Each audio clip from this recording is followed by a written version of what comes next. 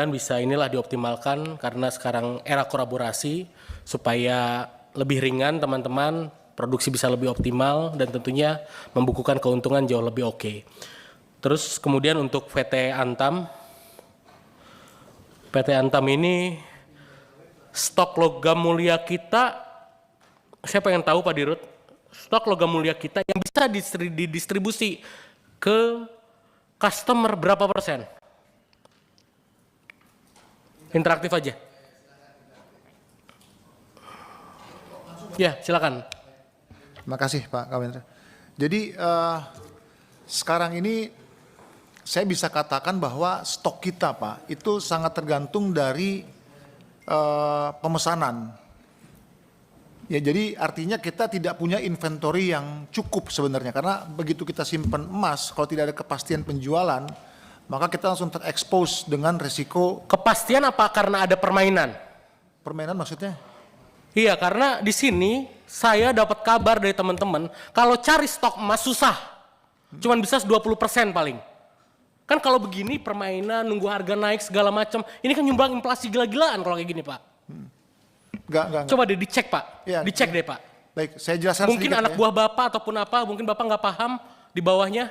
Gitu, karena saya udah dapat banyak laporan ini. Baik, jadi gini Pak, terima kasih Pak masukannya sekali lagi Pak Kawendra. Jadi kesulitan Antam itu dalam hal jual beli emas Pak, itu sebenarnya adalah modal kerja. Karena apa? Karena emas itu kan mahal harganya.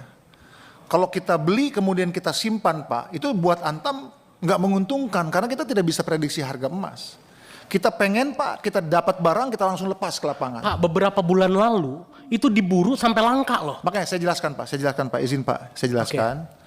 Jadi yang terjadi sekarang adalah tidak terlepas dari sistem penjualannya Pak. Jadi Antam itu kan dulu nggak punya modal Pak, sehingga yang menjualkan emas ke lapangan Bapak, itu adalah orang-orang yang punya uang. Jadi perusahaan-perusahaan mitra kita namanya wholesaler Pak.